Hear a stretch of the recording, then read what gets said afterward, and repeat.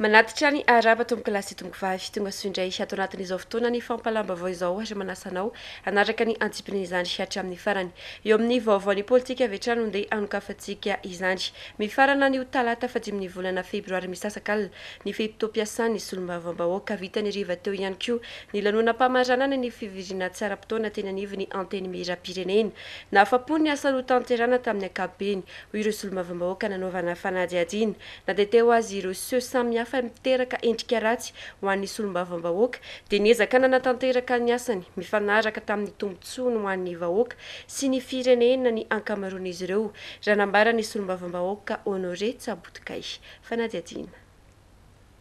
Ity fiampitoam-piasan'ny solombavambahoaka ity no fiampitoam-piasana isan'ny sarotra indrindra araka ny nambarany solombavambahoaka Tsabotkay Honoré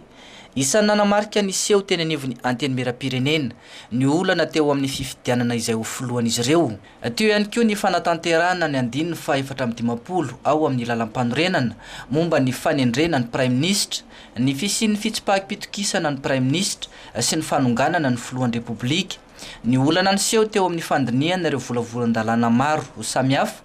toy ny lalàna ny serasera sy ny lalàna momba ny fifidianana izay niteraka fidinana an-dalambe nataon'ireo solombavambahoaka ny vondrona parlementaire Tim sy ny vondrona parlementaire Mapara. Na dia teo azy ireo rehetra ireo dia nambarany solombavambahoaka fa nifantoka tamin'ny fandiniana ny lalàna manome tombony ho an'ny vahoaka hatrany ny ankamaroan'ireo solombavambahoaka. Ireo lalàna ny verina fa hasoa ny vahoaka malagasy. Teo ihany koa ny tsipaka izay lalàna ny verina tsy mahasoa ny vahoaka malagasy raha sy laza isika ny GDS. Raha sy laza isika ny code de la communication. Teo koa ny momba ny lalam-pifidianana izay tonga sahotaka kely tamin'ny 2018 igny zany. Ka taona 20 taona zay raha nisy ngamba mandasy maro nakiriny dia zahay ity ka fotoagna andro oravana sa tsy oravana dia tanteraka sombasarany amin'izao. Mahakasika ny fantsiana ilay lalàna ifen'ny fifidianana solombavambahoaka vao nolonaniana vao aingana kosa dia nanamarika ny sasany tamin'ireo solombavambahoaka fa sakana ho an'ny tsy manam-bola ny fampiakarana ny antom-bola ho 5 tapitrisa ariary. Io position io zany karazana sakana izy fataoko anazy satria zadio ohatra ny tenako manokana tsy nanam-bola tamin'izay 500 000 ariary olona toko amin'ny position dalany député na hitasika sara fa raha ohatra ka ampiakarana 5 millions d'ariary mety misy olo mambahoaka any nefa tsy manam-bola izy dia lasa misakana ho an'ny fitiavan'ny tanindrazana zany. Hitasika sara moa zany fa resabe ny député malety hitasika sara zany fa raha misy député lany dia mety mizola jiaby fa raha tena nasombahoaka zany toverena ihany maromaro resa nakatona koa efa io moa navoaka ny CENI efa nakatoava ny gouvernement na tsy diso ao efa hipetraka amin'io izy indraindray izy misy alapanay ampiakary 10 millions d'ariary satria zareo zany mieritreritra hoe ino ny adversaire taoriny tany misy nazy. Mbola andrasana kosa hatreto ny fanapahan-kevitry ny gouvernemanta momba ilay volavolana tety andro napetraky ny teo anivon'ny CENI momba ny fifidianana solombavambahoaka. Eo amin'izay vaovaon'ny politika izay hiatrandry lantsina sy mpanovana teny anivon'ny anteny mirandolona ny maraina teo ny lalàna manome fahefana ny filoham-pirenena sy ny fanovana ny fomba fanaovana fifidianana solombavambahoaka tampiralaina tanteraka nanaovana ny fandaniana izany na dia nisy aza ny ady hevitra naharitra ny aloha ny nandaniana izany tonga nanatrika izany ministry ny atitany tamin'ny anaran'ny gouvernemanta ka nambarany fa zava-dehibe tokoa izao fihetsika naseho ny teo anivon'ny anteny mirandolona izao ary kiondalana fa ny filoham-pirenena manatanteraka ny tetikasany izay efa nampanantenainy vahoaka fanampanazavany eo amin'ny sary ny Lanitra Randrianjavy. Ny anteny mirandolona na zareo tao amin'ny Assemblée nationale na zareo tao amin'ny anteny mirandolona tamin'ny ady hevitra rehetra iarahana hita iarahana fantatra somary nafanafana sy lavalava ihany efa dia hita fa dia ady hevitra tamin'ny piralaina tanteraka izany natany anaty commission natany amin'ny plénière tamin'ny piralaina tanteraka daholo raha hita tokoa fa samy mikatsaka izay tombotsoa ny tena hoe tombotsoa ny taolobe tombotsoa ny firenena entina miboso indrindra ny volavolan-dalàna voalohany moa dia volavolan-dalàna izay manome fahefana ny filohan'ny repoblika mba afaka amoaka lalàna zany. Ny andininy volavolan-dalàna faharoa indray dia mikasika ilay fanovana ny fomba fifidianana ny antenerany izay solombavambahoaka ao amin'ny anteneram-pirenena zany dia hitantsika fa tsisy fanovana teo manahoana izy iny fa andininy ray ihany amin'ny ankapobeny no tena ovana amin'izy iny dia amin'ny fomba fifidianana ny tohany hoe an'izany zao dia efa veto izy igny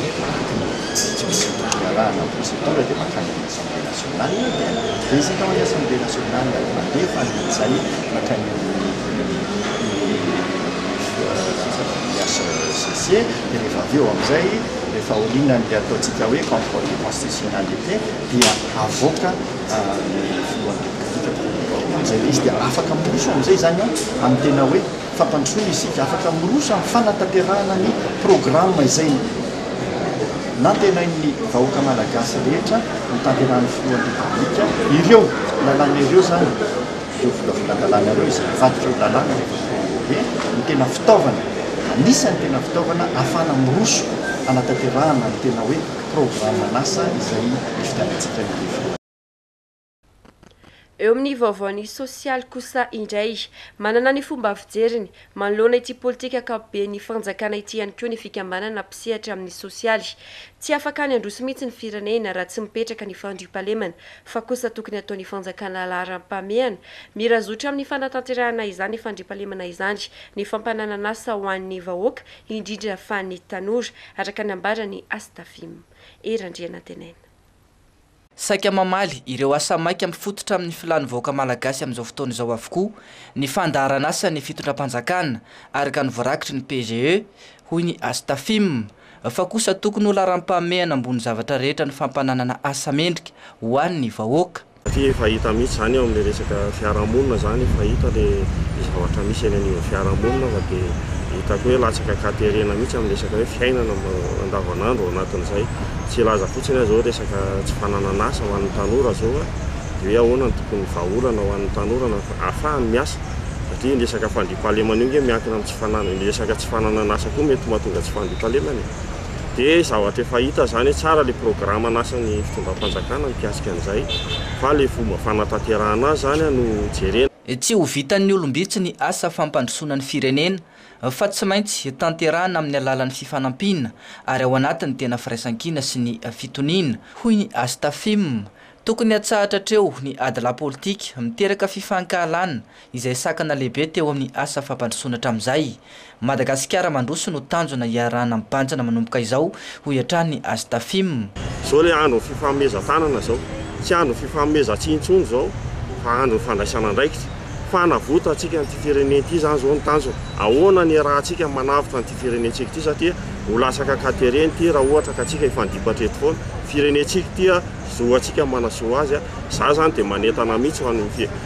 mpitarika fiarahamonina isan-karazany ny ireo mpitondra politika mpitarika politika ireo andaotsika iresaka andaotsika ifanometanana ho tombotsoa amin'ny firenentsika izay le taranaka any ariana no jerena izay zany zavatra hoe apetraka ary izay dia manentana an'izay mihitsy manoho ny asany amin'ny alalan'ny fiahina ny sosialim-ponina ny fikambanana indrindra fa ny sehatra ny tanora sy ny fampananana asa hisy ny fifampiarabanana hatratra ny taona ho tanterana ny 15 ny volana febroary avy izao fotoana hampahafantarana ihany koa ny tetikasa ny fikambanana mandritra ity taona 15 sy 20 ity fanana mafy ny fahavonona ny ara-asa amin'ny ministera ny tontolo iainana ireo mpiara-miombonatoka aminy nandritra ny fionany tamin'ny ministra Androany isan'izany coopération allemande sy ny GIZ ary ny FAO ny fambolikazo ny ady amin'ny fanodikodinana sy ny fanondranana ny arena voajanahary ary ny ady amin'ny tsy fanjarin-tsakafo misy eto Madagasikara no laharam-pameana napetraka ao anatin'izao fiara-masa izao raha ny fanazavany ministry ny tontolo iainana ny Evoary ary ny ala fanadihadiana Anisan'ny laharam-pahamehana eo anivon'ny ministeran'ny tontolo iainana amin'izao fotoana izao ny fambolekazo ny ady amin'ny fanodikidinana sy ny fanondranana ny arena voajanahary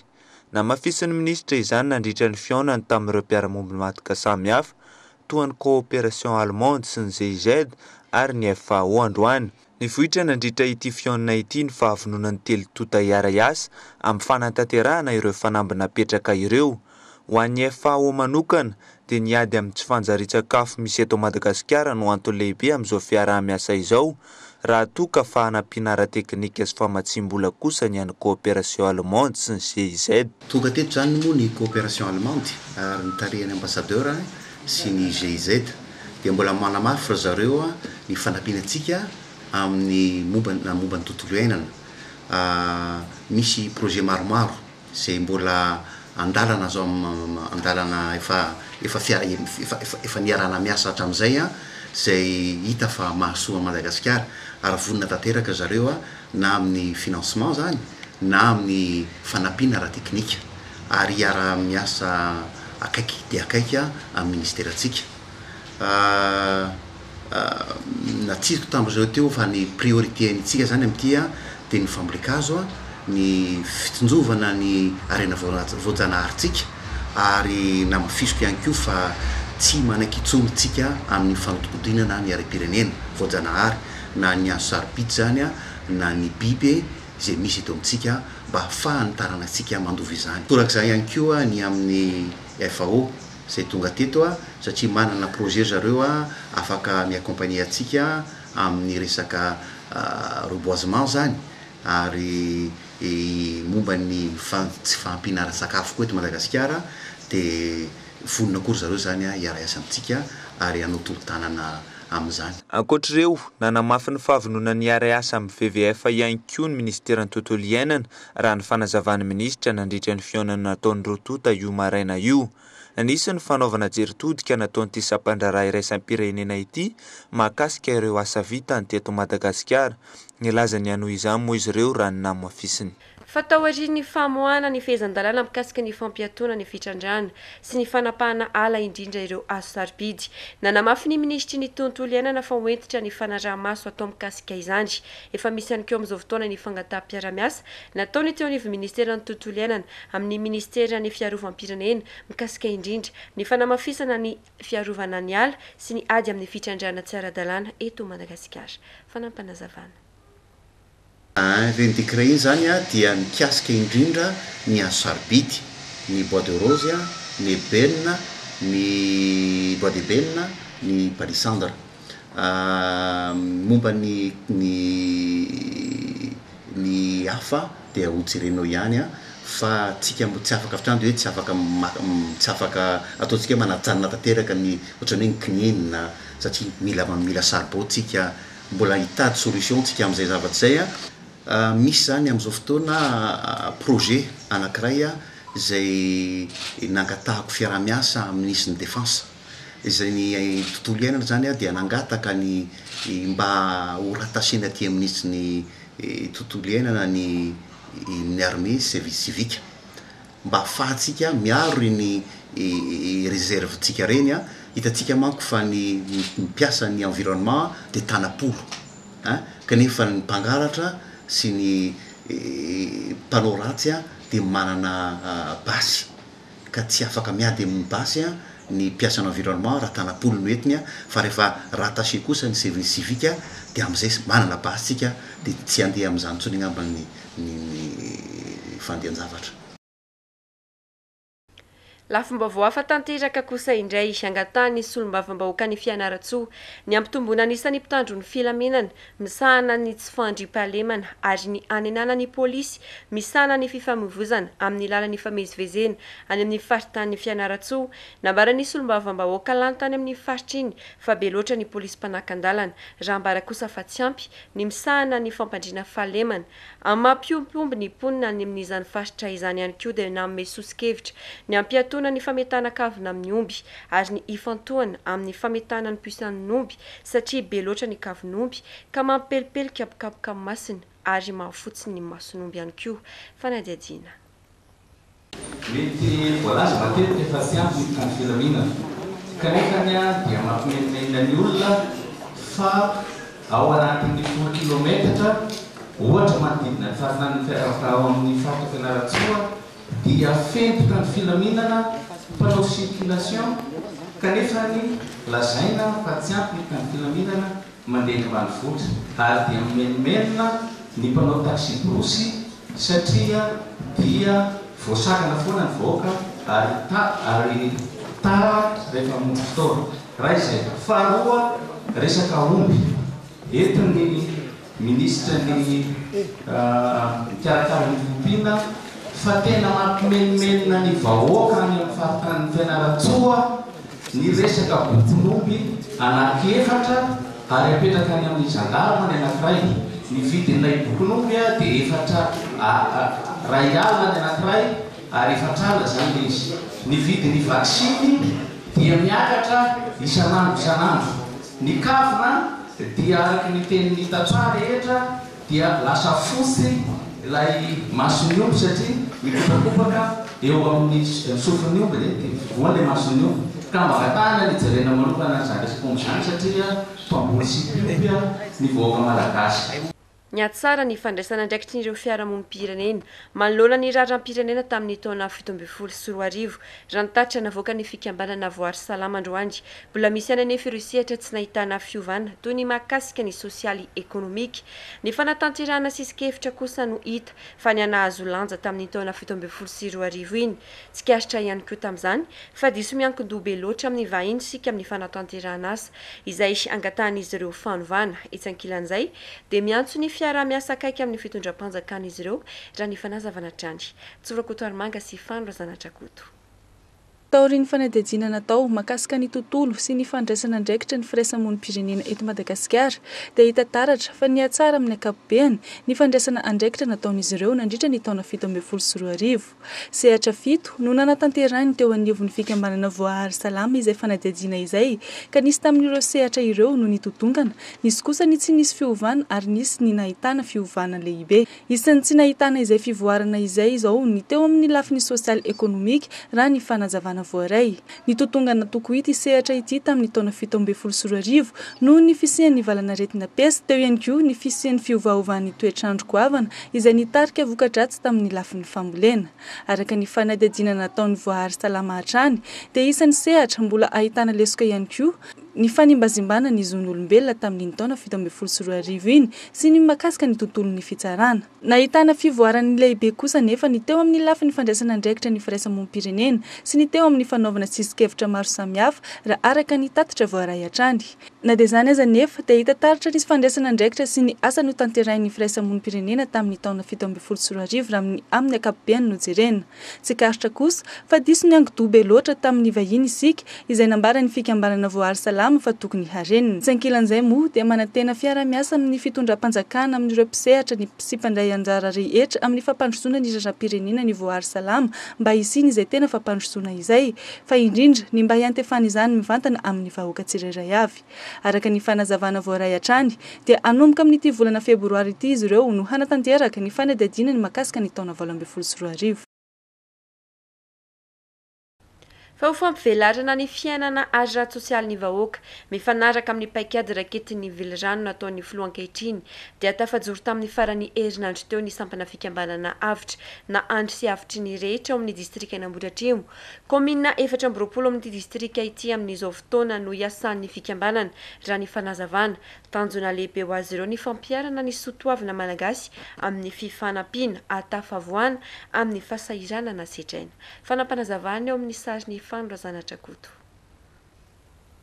fampivelarana ny fiainana ara-tsosialy ny vahoaka mifanaraka amin'ny paikady raketiny velirano ankehitriny no tanjon'ny fikambanana avitra na andry sy avitry ny rehetra izay marina fa fikambanana tsy manao politika tsy manavaka ny fikambanana hoy ny filoha sady tsy miankina afa-tsy amin'ny herin'ny mpikambana tsirairay mitambatra ho fampiarana ny soatoavina malagasy amin'ny fanampiana hahatafavoana amin'ny fahasahirana na setraina efa misy ity fikambanana ity avokoa ireo komina 4 ao amin'ny distrika Ambohidratrimo amin'izao fotoana izao satria mahaliana ny tantsaha ny fifanohanana ampiarin'ny mpikambana amin'ny famatsiana masombolo sy zezika mba amin'izay ilaina amin'ny fivelomana ankoatra ny tetikasa hafa raha araka ny fanazavana avitra ho an'ny commune 4 izy atao anatin'ny distrika atsika atao anatin'ny distrika Ambohidratrimo izany dia ny zavatra ho entin'ny association avitra voalohany indrindra aloha dia fanampiana fanomezan-tanana ireo tantsaha izay fantatra fa ety amin'ny commune rehetra ty anatin'ny distrika zany 570 eo mbola miaina sy mivelona amin'ny asa fambolena sy fiompiana daholo ny lalana ny tena olana an'izy ireo indrindrandrindra famoahana vokatra ireny aloha zany hoentin'ny association avitra voalohany indrindra hamahana ny olana mety hoe tsy havitan'le izy goudron be ny association na manara-penitra be fa mba afaka kosa ny maharary ny vahoaka ny voalohany indrindra manarakarak'izay anampy koa ny association amin'ny fanomezan-tanana amin'ny zavatra tsy ampy eo ampelan-tanana ohatra amin'izany ny zezika masomboly rehefa tonga ny fotoana fahavaratra na maitsoahatra ohatr'izao mitaraina sy mijaly ireo vahoaka ireo amin'ny tsy fampiany sakafo noho n'iny tsy fahaizana mitantana ohatra na na tsy fampiny taninambolena na tsy fampiny vokatra ny lahara-pahamiaina ao mahitsy ny fanajariana ny lalana maromaro sy ny fanotofana ny tsena izay tolotra maimai-poana avy amin'ny fikambanana avotra hanavotana sy anampiana ny mponina eny an-toerana. Tafajoro tao mahitsy ny alahady teo ny sambana ny fikambanana andry sy avotra ny rehetra na avotra ary nampahafantarana nandritra ny lanonana natao teo amin'ny tranopokon'olona avy hatrany ny mpikambana andrafitra ity birao vaovao ity. Eo amin'ny vaovaony tsy fandriam-pahalemana olona efatra no voasambotra ny polisy BC3 teny Beoritrika sy Ambatobe ny 30 volana septambra 2024 teo noho ny resaka fanafiana mitam-piadiana. Dia raha antsika avy hatrany fanadihadiana mahakasika izay eo amin'ny sary ny Tompitiana Sara.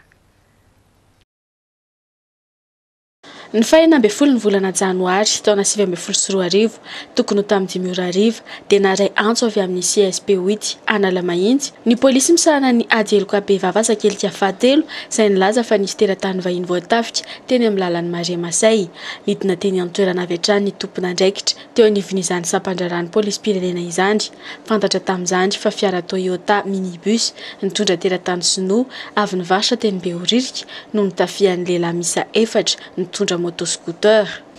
Nodina navoadonan'ilay fiara mola moto nety ny ray tamin'izy ireo ary avy hatrany dia niakatra sy nivazavaza no sady nisintona ny lakilen'ilay fiara. Nambana n'ilay voadona tamin'ny basy izy ireo ary nandraona tamin'ny fitifirana ny fitaratra taoriana ary tamin'izany no nanararaotany naka ny poketra n'ilay sinovavy nipetraka teo aloha ka very tamin'izany ny vola mitetina 4 tapitrisa ariary sy ny taratasy maromaro. Nitsoaka tamin'ny lalana makany an-drano behivavy izy ireo rehefa vita ny asa ratsiny. Taorian'ny fikarohana nataon'ny polisy dia tratra teny Beoririka ny 30 janoary teo. Ny tovolahy iray izay anisany nandray anjara tamin'ny fanafiana nitranga ny 12 ny volana janoary io mbola tratra teny aminy ilay moto nentiny nanatanterahana ilay asa ratsy. Izy indray avy eo no nahafantarana ireo namany 3 hafa ka voasambotra teny Ambatobe ny andro Troiandry ny Rola ary nampiantsona kosa ilay tovovavy. Tamin'ny fanadihadiana no nahafantarana fa misy mizarazara ny asan'izy ireo, nisy ny mpanara-maso, nisy ihany koa ny mpitondra moto.